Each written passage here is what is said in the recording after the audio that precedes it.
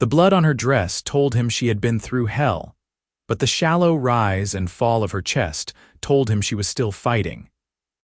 Colt Brennan had been tracking wild horses along the Cimarron River in northeastern New Mexico territory when he spotted the crumpled form half-submerged in the muddy shallows. The August sun of 1878 beat down mercilessly as he urged his bay gelding forward, his heart hammering against his ribs. He had seen death before, too many times in his 30 years, but something about the way her dark hair fanned out in the current made him move faster than caution would normally allow. He dismounted before his horse fully stopped, boots splashing into the river as he reached for her. She was young, maybe 23 or 24, with sun-bronzed skin and features that spoke of mixed heritage.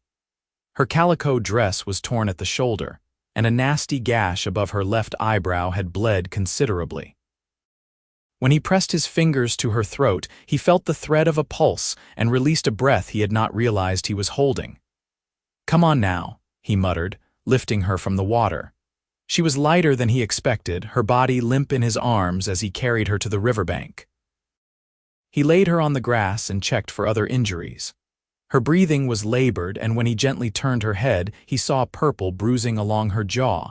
Someone had hit her hard enough to knock her senseless. Rage flared hot in his chest, but he pushed it down. Questions could wait. Right now, she needed help, and the nearest town was Cimarron, at least 15 miles northwest. His own camp was too far south, and staying here in the open with an unconscious woman and potential danger nearby seemed foolish. He grabbed his canteen and dampened his bandana, pressing it gently to the wound on her forehead. She did not stir. Her lips were pale, almost blue, and he wondered how long she had been in the water. He needed to get her warm and dry, needed to get her somewhere safe. "All right, lady," he said quietly, though she could not hear him. "We are going to take a little ride." Colt wrapped her in his bedroll to ward off the shock and then carefully lifted her onto his horse. He mounted behind her, positioning her so she sat sideways across his lap, her head resting against his shoulder. It was not the most comfortable arrangement, but it would have to do. He took up the reins with one arm while keeping the other firmly around her waist. The sun climbed higher as they moved northwest, following the river at first before cutting across open prairie. His horse, a sturdy animal named Tobacco, maintained a steady pace despite the double burden. Colt kept glancing down at the woman in his arms, watching for any sign of consciousness. Her face was peaceful despite the injuries, with high cheekbones and a strong jaw. Even battered and unconscious, she was beautiful in a way that made his throat tight. He had been alone for so long. 3 years since he left Texas after his brother's death. 3 years of drifting from ranch to ranch, breaking horses and avoiding entanglements. He told himself he preferred it that way, that he did not need the complications that came with caring about people. But holding this stranger against his chest, feeling the fragile warmth of her body, something shifted inside him. The miles stretched out beneath Tobacco's hooves. Colt's arms began to ache from holding her steady, but he did not adjust his grip. Once, about an hour into the ride, she made a soft sound, almost a whimper, and her eyelids fluttered. He thought she might wake, but she settled again into unconsciousness. He found himself talking to her as they rode, his voice low and steady. "My name is Colt Brennan," he said. "I am taking you somewhere safe. You are going to be fine, I promise you that." He told her about the horses he had been tracking, a small band of Mustangs led by a paint stallion. He told her about the country they were passing through, the way the mesas rose like ancient sentinels in the distance. He told her things he had not spoken aloud in years, about his family's ranch in Texas, about his brother Samuel who had been shot by rustlers, about the emptiness that had driven him north into New Mexico territory. The sun was past its zenith when he spotted the first buildings of Cimarron shimmering in the heat waves. The town sat at the base of the mountains, a rough collection of adobe and wooden structures that served the ranchers, miners, and drifters who passed through. It had a reputation for violence. The newspapers called it the most dangerous town in the West, but it also had a doctor, and that was what mattered. Colt guided Tobacco down the main street, ignoring the curious stares of townspeople. He pulled up in front of a neat adobe building with a hand-painted sign that read, Dr. Harrison Webb, Physician. He dismounted carefully, keeping the woman in his arms, and kicked at the door with his boot. A middle-aged man with wire-rimmed spectacles opened it, his expression moving quickly from annoyance to concern. "Good Lord, bring her in." The doctor's office was cool and dim after the bright sunlight. Colt laid her on the examination table, and for the first time since picking her up, he stepped back. His arms felt strange without her weight. "Empty, doctor." Webb bent over her, his hands moving with practiced efficiency as he checked her pulse, listened to her breathing, examined the wound on her forehead. "How long has she been unconscious?" "I found her about 4 hours ago, maybe more. She was in the river." "In the river." The doctor glanced up sharply. Half in, half out. Looked like she had been beaten and either fell or was thrown in. Dr. Webb's jaw tightened. He began cutting away the torn sleeve of her dress to examine her shoulder. "She has been through an ordeal. This shoulder is dislocated." "The head wound is significant but not as bad as it looks. Head wounds always bleed more.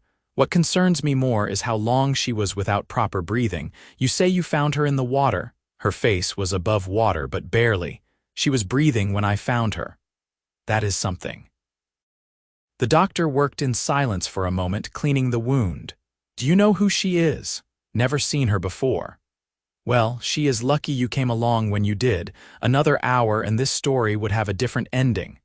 Dr. Webb looked at Colt with measuring eyes.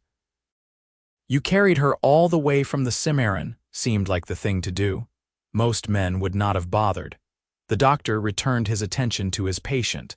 "I will need to set this shoulder. It will be painful even with her unconscious. You might want to step outside." "I will stay." Setting the shoulder was brutal. Even unconscious, she cried out, a sound of pure agony that made Colt's hands ball into fists. He wanted to tell the doctor to stop, to leave her be, but he knew the shoulder had to be set properly or she would never regain full use of it. "When it was done, doctor." Webb fashioned a sling and then stitched the wound on her forehead with neat, precise movements. "Now we wait," the doctor said, washing his hands in a basin. "She should wake within a few hours. If she does not, or if she wakes confused and cannot tell us her name, that is a bad sign." The brain is a mysterious organ. Sometimes these injuries heal completely, sometimes they do not. Colt felt something cold settle in his stomach. "What do I owe you?" $2 should cover it, but someone needs to stay with her, watch for signs of fever or distress. "I have other patients to see this afternoon." "I will stay." Dr. Webb raised an eyebrow but did not comment. He showed Colt where to find fresh water and bandages, then left him alone with the unconscious woman. Colt pulled a chair close to the examination table and sat down heavily. Now that the urgency had passed, exhaustion crashed over him. His shirt was still damp from the river, and his arms trembled slightly from the long ride. But he could not bring himself to leave her side. He studied her face in the dim light filtering through the window. Without the blood and mud, he could see her more clearly. She had a small scar on her chin, barely visible.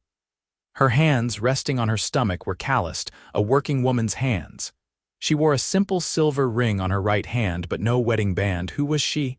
Where had she come from?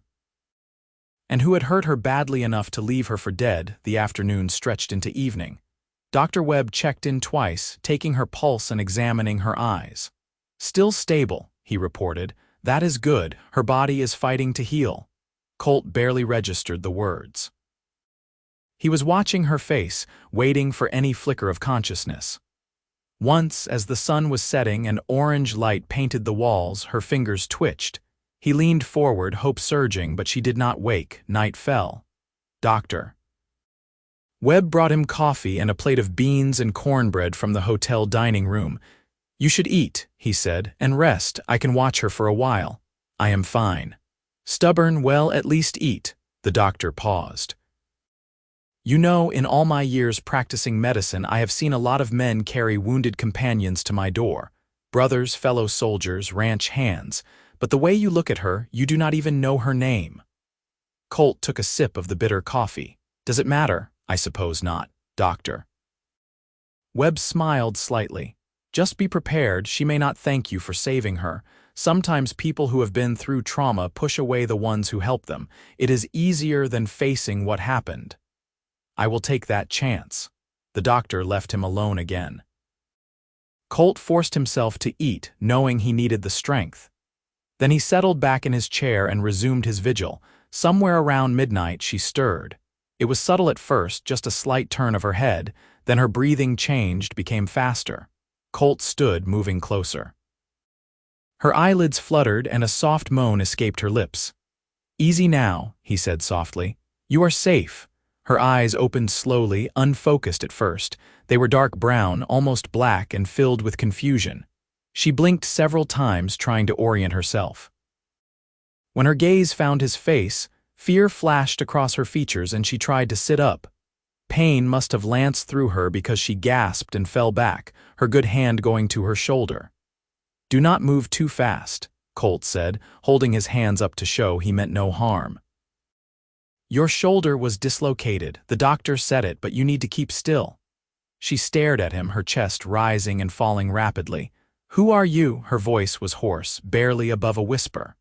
"My name is Colt Brennan. I found you by the river this morning. You were unconscious. I brought you to the doctor in Cimarron." She processed this information slowly, her eyes never leaving his face. He could see her trying to decide if he was telling the truth, if she was really safe. "What is your name?" he asked gently. She opened her mouth, then closed it. Her brow furrowed. Grace Delacroix, Grace." He said it slowly, liking the way it sounded. "Do you remember what happened to you?" The fear in her eyes intensified. She looked away from him toward the dark window. "I remember, there was a man, he was angry, we were arguing." "Who was he?" She hesitated. "My employer. I worked at his ranch, cooking and keeping house for him and his men. He made advances, I refused, he did not take it well." Colt felt that rage flare again, hotter this time. "He did this to you," she nodded slightly, tears spilling down her cheeks. "He hit me. I ran. I thought I could get to the river, cross it, get away, but he caught up to me. We struggled, I fell." Her voice broke. "I thought I was going to die." "You did not die," Colt's voice was fierce. "You fought, and you are here now. He cannot hurt you anymore. You do not understand." Grace turned to look at him again, her eyes desperate. "Marcus Thornton owns half the territory around here. He has men, guns, influence. If he finds out I am alive, he will have to go through me first." The words came out before he could think about them, but he meant every syllable. This woman, this stranger he had pulled from the river, had somehow become his responsibility, his purpose. The emptiness that had plagued him for 3 years suddenly had shape and meaning. Grace stared at him as if he had spoken a foreign language. "Why would you do that? You do not even know me." "I know enough." Silence stretched between them. Finally, she wiped at her tears with her good hand. "Thank you for finding me, for bringing me here. I do not know how I can ever repay you. You do not owe me anything." Colt pulled the chair closer and sat down so he was at eye level with her. "But you need to rest now, heal. We can figure out the rest later." "Where will I go?" The question was soft, almost lost. "I have no family, no money, nowhere safe." "We will figure it out," he repeated. "I promise you, Grace, you are not alone." She looked at him for a long moment, searching his face for something. Whatever she found there must have satisfied her because she nodded slightly and closed her eyes. Within minutes, her breathing evened out into sleep. Colt watched her until dawn light began filtering through the window. Then he stood, stretched his stiff muscles, and went to find Dr. Webb. The doctor was in his small living quarters behind the office making coffee. He looked up when Colt entered. "She woke?" "Yes, her name is Grace Delacroix. She remembers what happened." Colt briefly explained about Thornton and the attack. Dr. Webb's expression darkened. "Marcus Thornton, I know him. A brute of a man who thinks money gives him the right to do as he pleases. If he comes looking for her, let him come." You are talking about going up against one of the most powerful ranchers in the territory. He has a dozen men on his payroll, all of them handy with guns. I have faced worse odds. The doctor studied him. Why are you doing this? I understand helping an injured woman, but this is more than that. You are putting yourself in danger for a stranger. Colt poured himself coffee, taking time to consider his answer. When I found her in that river, something changed. I cannot explain it, but I know I am supposed to protect her. Maybe it is because I could not protect my brother. Maybe it is something else. I do not have all the answers, but I know I cannot walk away from her. Dr. Webb nodded slowly. Then you are going to need help and a plan. They spent the morning making arrangements. The doctor knew a woman named Mrs. Fletcher who ran a boarding house on the edge of town. She was discreet and did not ask questions. More importantly, she despised Marcus Thornton after he had cheated her late husband in a land deal years ago. She agreed to take Grace in once she was strong enough to be moved. Colt sent a telegram to an old friend, Jim Hollister, who ran a ranch up near Raton. Jim owed him a favor from their army days, and Colt called it in now. He asked if Jim could use a good cook and housekeeper. The reply came within hours. Send her north, she'll have work and a safe place. When Grace woke again that afternoon, Colt brought her broth and explained the plan. She listened quietly, her dark eyes never leaving his face. You have arranged all this for me. You need somewhere safe. Jim Hollister is a good man. He will treat you fairly and keep you protected. What about you? The question caught him off guard. What about me, will you? Will you come north too? Something in the way she asked, the hope and vulnerability in her voice made his chest tighten. Do you want me to? She looked down at her hands. I barely know you, but you saved my life. You have been kind when you had no reason to be. I feel... She paused, struggling for words. I feel safe with you. I have not felt safe in a very long time. Colt moved closer, pulling the chair up beside her cot. Then yes, I will come north, at least until you are settled and certain you are safe. Relief flooded her features. Thank you, Colt. Hearing her say his name did something to him. He reached out slowly, giving her time to pull away, and gently took her hand. Her fingers were slender and strong in his, and when she squeezed back, he felt that shift inside him again, like something locked away was finally opening. Grace stayed in Dr. Webb's care for 3 more days. Colt barely left her side. He slept in the chair beside her cot, ate meals with her, helped her walk when her strength began to return. They talked for hours, sharing pieces of their lives. She told him about growing up in Santa Fe, the daughter of a French trapper and a Mexican woman. Her mother died when she was young, and her father taught her to ride and shoot before succumbing to pneumonia when she was 17. She had been on her own ever since, working where she could, trying to build some kind of life. I thought Thornton's ranch would be different, she said one evening as they sat together in the fading light. He seemed respectful when he hired me, but that changed after a few weeks. He started making comments, finding excuses to touch my arm or stand too close. I tried to ignore it, tried to stay out of his way, but that just made him angrier. Men like that think they can take whatever they want, Colt said, his voice hard. But they are cowards. They only pick on people who cannot fight back. I did fight back. Grace's jaw set stubbornly. That is why he hit me. I told him I would tell the sheriff. He laughed and said the sheriff was his brother-in-law. That is when I knew I had to run. Colt wanted to find Marcus Thornton and make him pay for what he had done. But more than that, he wanted to take Grace far away from here, somewhere she would never have to be afraid again. He told her about Texas, about the ranch where he and Samuel grew up. We were going to run it together, he said, build it into something great, but after Sam died, I could not stay. Everything reminded me of him, so I sold my half to our cousin and headed north. Do you regret it? I did. For a long time, I felt like I was running away, but now, he looked at her. Now I think maybe I was running towards something, I just did not know what it was yet. Grace held his gaze. In the 3 days since she had woken, something had grown between them, unspoken but undeniable. It was in the way she smiled when he entered the room, the way her hand sought his when she was frightened or in pain. It was in the way he found excuses to stay close, to touch her shoulder or brush hair from her face. On the fourth day, Dr. Webb declared her well enough to travel, provided they went slowly. Colt arranged for a wagon and bought supplies for the journey north. Mrs. Fletcher packed them food and gave Grace a dress that fit better than her torn calico. They left Cimarron at dawn on a cool September morning. Grace sat beside Colt on the wagon seat, her arm still in a sling but her color improved. As they rolled out of town, she looked back once at the mountains, then turned her face forward. "No looking back," she said softly. "No looking back," Colt agreed. The journey to Raton took 3 days. They traveled at an easy pace, stopping frequently so Grace could rest. At night, Colt made camp and cooked simple meals over the fire. They slept on opposite sides of the flames, respectful of propriety, but often Colt would wake in the night to find her watching him, her eyes reflecting the dying embers. On the second night, as they sat after dinner, Grace said, "Tell me something about yourself that nobody else knows." Colt considered this. "When I was a boy, maybe 7 or 8, I found a baby bird that had fallen from its nest. It was hurt, could not fly. I kept it in a box and fed it worms and grasshoppers, spent weeks nursing it back to health. When it was strong enough, I took it outside and opened the box. It just sat there on my hand looking at me.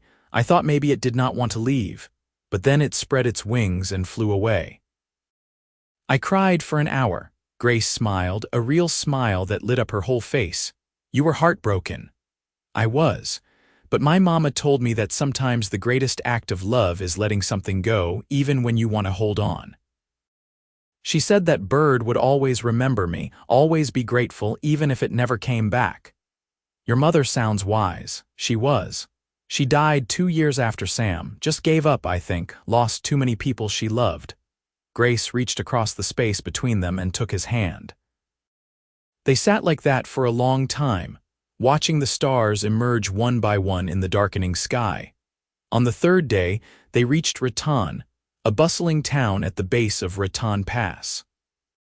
Jim Hollister's ranch was another 5 miles north, a sprawling operation with cattle and horses spread across green valleys. Jim himself met them at the gate, a tall man with a weathered face and kind eyes. "Colt Brennan, you old dog," he said, shaking hands.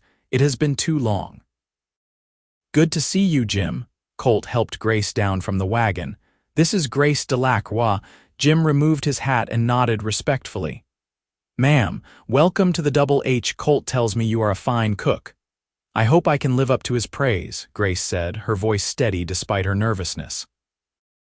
"Well, come on up to the house and meet my wife, Clara. She will get you settled." Jim glanced at Colt. "You staying on too, if you have the work. Always have work for a man who knows horses. Come on." The Double H was everything Thornton's ranch was not. The main house was welcoming, with Clara Hollister proving to be a warm, motherly woman who took to Grace immediately. There were several ranch hands, all of them respectful and friendly. The work was hard but fair, and Jim paid decent wages. Colt took a job breaking horses, work he excelled at. Grace proved her worth in the kitchen, preparing meals that had the ranch hands singing her praises. But more than the work, Colt valued the chance to see Grace every day, to watch her heal and grow stronger. As September turned to October, their relationship deepened. They took walks in the evening after the work was done, talking about everything and nothing. Colt taught her to play poker, and she taught him songs in Spanish and French. They laughed together, argued over silly things, and found excuses to touch, a hand on an arm, a shoulder bumping against another. One evening, about 6 weeks after they arrived at the Double H, they walked out to watch the sunset from a hilltop overlooking the valley. The aspens were turning gold, painting the mountainsides in brilliant color. "It is beautiful here," Grace said, wrapping her shawl tighter against the cool air. "It is," Colt agreed, but he was looking at her, not the view. She caught his gaze and smiled, a blush coloring her cheeks. "You are not even looking at the mountains." "I have seen mountains before." "Colt Brennan, are you flirting with me?" "I have been flirting with you since the day you woke up in the doctor's office." She laughed, the sound like music. I thought I was imagining it. You were not. He moved closer, his heart hammering. Grace, I need to tell you something, and if it is too soon or if you do not feel the same way, just say so and we will pretend I never said anything. Her smile faded, replaced by something more serious. What is it? I think I am falling in love with you. The words came out in a rush. Maybe I have been since the moment I pulled you from that river. I know it is crazy. I know we have only known each other a short time. But I cannot imagine my life without you in it anymore. You make me want to be better, to build something lasting. You make me want all the things I thought I had lost when Sam died. Grace's eyes filled with tears, but she was smiling. Oh, Colt, I have been waiting for you to say something. I thought maybe I was alone in feeling this way. You feel it too. Of course I do. How could I not? You saved my life, but more than that, you gave me hope. You made me feel safe and valued and, she paused, taking a shaky breath, and loved. Even before you said the words, I felt loved by you. Colt reached up and gently cupped her face, his thumb brushing away a tear. Can I kiss you?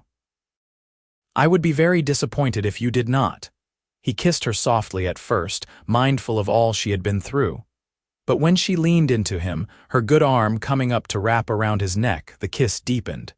It was sweet and passionate and full of promise. When they finally broke apart, both breathless, Colt rested his forehead against hers. Marry me, he said. Grace pulled back to look at him.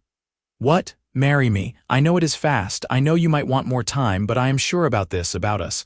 I want to build a life with you, Grace. I want to wake up beside you every morning and go to sleep holding you every night. I want to grow old with you. Say yes.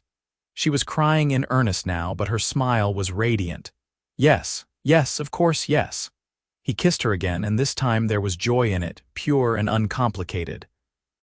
When they finally walked back to the ranch house, hand in hand, they were engaged. Clara Hollister wept with happiness when they told her the news. Jim shook Colt's hand and slapped him on the back. About damn time, he said. We have all been watching you two dance around each other for weeks. They were married a month later in Raton's small church. Grace wore a simple white dress that Clara helped her sew, and Colt wore his best suit. Jim stood as his best man, and Clara served as Grace's matron of honor. The ceremony was short and sweet, but when the preacher pronounced them husband and wife, Colt felt something settle in his soul, like the last piece of a puzzle clicking into place. Jim gifted them a small cabin on the eastern edge of the ranch property, a two-room structure that was cozy and private. They spent their wedding night there, and Colt was gentle with Grace, mindful of her past trauma. But she was an eager and willing partner, and what they shared was tender and beautiful. In the morning, lying in bed with Grace's head on his chest, Colt said, I want to tell you something. She sounded sleepy and content. That day I found you by the river, I had been thinking about giving up. Not on life exactly, but on the idea that I could ever be happy again. I was just going through the motions day after day, not really living, and then I saw you and everything changed. Grace propped herself up on her elbow to look at him. You gave me my life back, not just by pulling me from the water, but by showing me that there are still good men in the world, men who keep their promises and treat women with respect. I will always keep my promises to you. I will always protect you and cherish you. I know. She kissed him softly. And I will do the same for you. The winter of 1878 was mild, which the old-timers said was unusual. Colt and Grace settled into married life with an ease that surprised them both. He worked with the horses, while she continued cooking for the ranch hands, though now she did not have to. Jim insisted on paying her, saying her cooking was worth every penny. In January, Grace told Colt she was pregnant. He whooped with joy and picked her up, spinning her around until she laughed and begged him to put her down. We are going to have a baby, he kept saying, wonder in his voice. We are, she confirmed, her hand resting on her still flat stomach. Their son was born in September of 1879, almost exactly a year after they arrived at the Double H. They named him Samuel Brennan, after Colt's brother. Sam was a healthy baby with dark hair and his mother's eyes. Colt held him for the first time with shaking hands, tears streaming down his face. "He is perfect," he whispered. "He is ours," Grace said, exhausted but happy. Clara helped them through those first difficult weeks of parenthood. She showed Grace how to nurse and soothe a colicky baby, and she taught Colt how to change diapers and swaddle. Jim took to calling himself Uncle Jim and spoiled Sam rotten whenever he got the chance. Life was good. Better than good. Colt had never imagined he could be this happy, but in the spring of 1880 the past came calling. Colt was working with a young mare in the corral when one of the ranch hands, a kid named Billy, came running. "Boss, there is a man at the gate asking for Grace. Says his name is Marcus Thornton." Everything in Colt went cold. "Where is Grace?" "Up at the main house with Mrs. Hollister and the baby." "Good, keep her there, do not let her come outside, you understand?" Billy nodded, his eyes wide. "Yes, sir." Colt walked to the gate, his hand resting on the pistol at his hip. Thornton was exactly what he expected. A big man, running to fat, with small, mean eyes and a sneer that made Colt want to hit him. "You Brennan?" Thornton asked. "I am. I am looking for a woman named Grace Delacroix. I heard she might be here." "Who told you that?" "Does not matter." "I want to see her." "She does not want to see you." Thornton's face reddened. "Now you listen here. That woman stole from me. She owes me money for time worked and not delivered. I have a right. You have no rights here." Colt's voice was cold and level. "Grace does not owe you anything. You beat her and left her to die. The only reason you are still breathing is because killing you would upset my wife." "Your wife?" Thornton's eyes widened. "She is well, that explains it. You can pay her debt then. $200 should cover it. Get off this property, now. And do not come back. If I see you anywhere near my wife or my son, I will kill you. That is not a threat. It is a promise." For a moment, the two men stared at each other. Colt saw the calculation in Thornton's eyes, saw him weighing his options. Finally, Thornton spat in the dirt. "This is not over." "Yeah, it is." Thornton turned his horse and rode away. Colt stood at the gate until he was out of sight, then walked back to the house. Grace met him at the door, Sam in her arms. Her face was pale. Was it him? It was. "He is gone now? Will he come back?" Colt took her in his arms, careful of the baby between them. "I do not think so, but if he does, he will regret it. You are safe, Grace, I promise you." She buried her face in his chest. "I was so afraid, not for me, but for you and Sam. I could not bear it if something happened to either of you because of me. Nothing is going to happen. We are a family, we protect each other." Thornton did not return. As the months passed and no further trouble came, Grace began to relax. They learned later, through the grapevine, that Thornton had gotten into a dispute with another rancher and been shot. He survived but left the territory, heading back east. "It is really over," Grace said when she heard the news. "He is gone." "It is over," Colt agreed. "Now we can just focus on our life, our family." And that is what they did.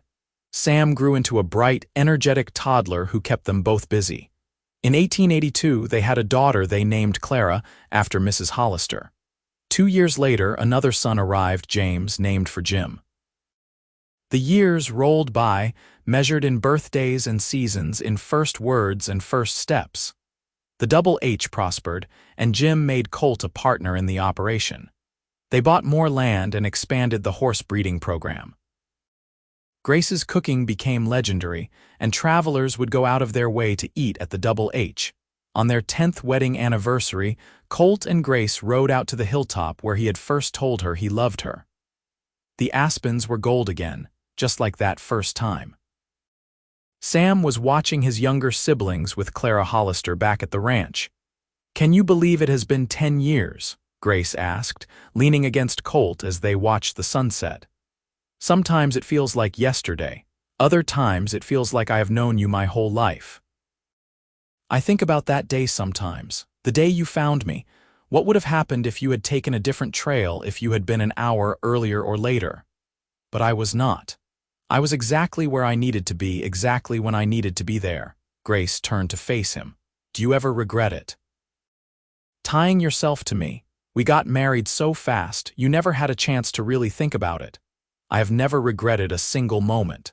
Colt took both her hands in his.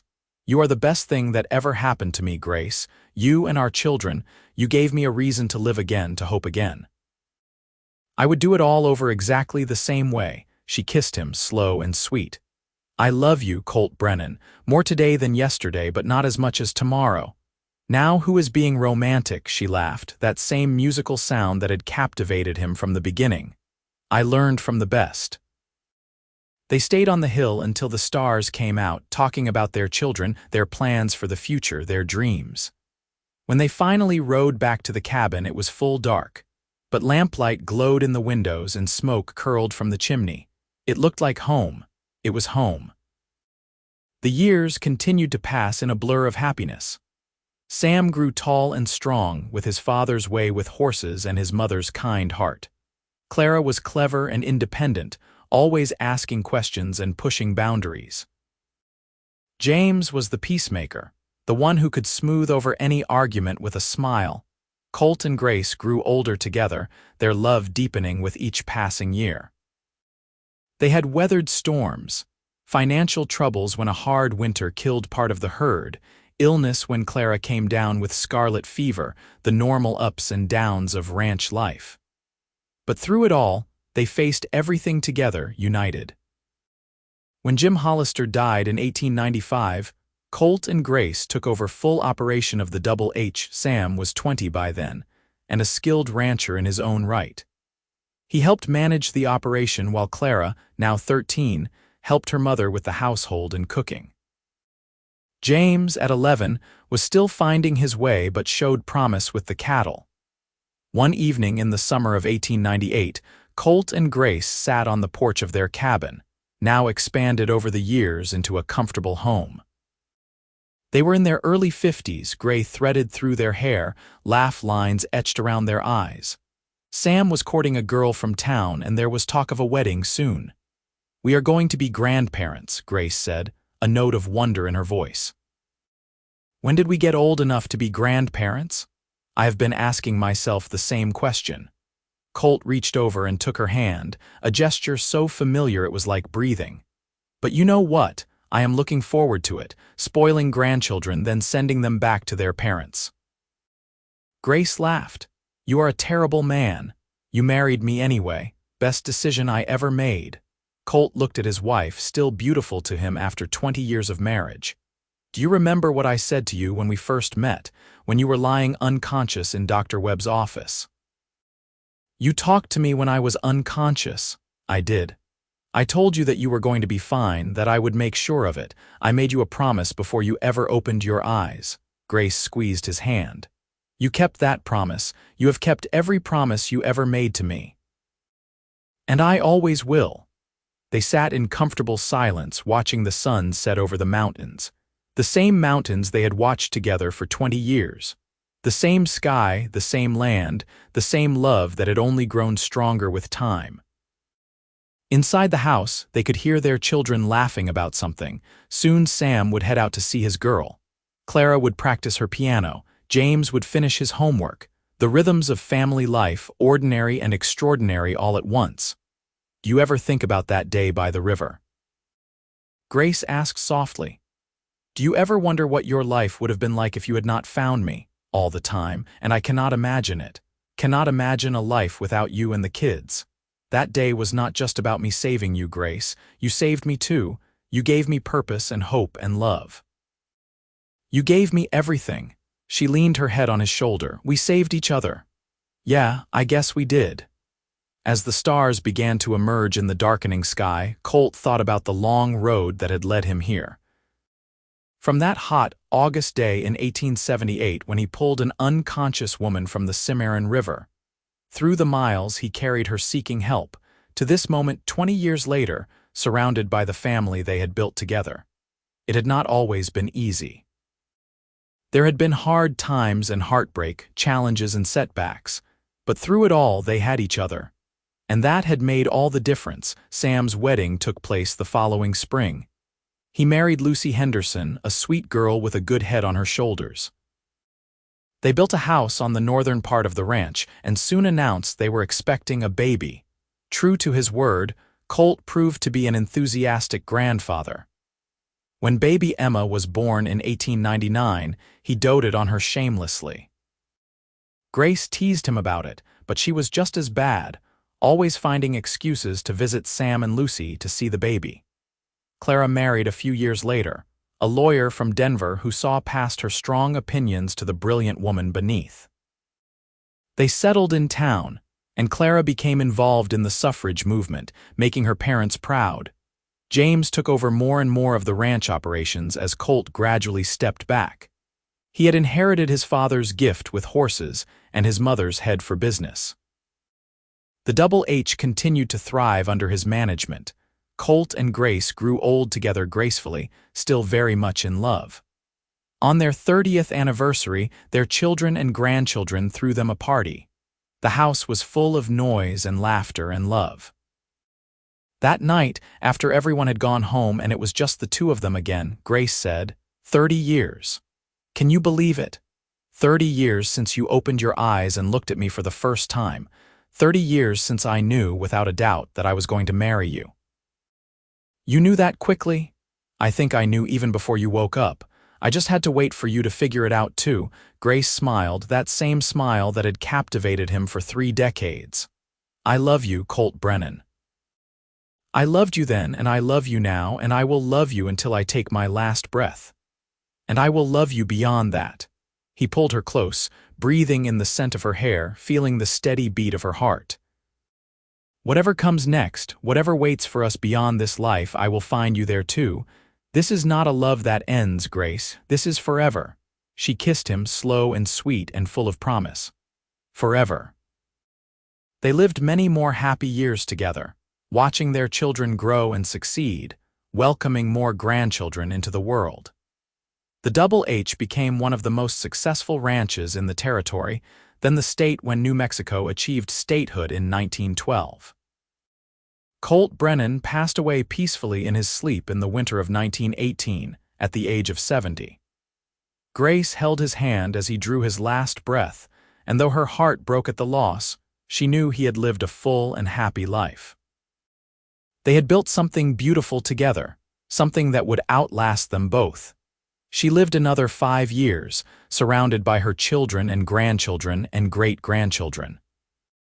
And when she closed her eyes for the last time in 1923, her last thought was of a summer day in 1878 when a cowboy pulled her from a river and carried her for miles until she opened her eyes. The day her real life began.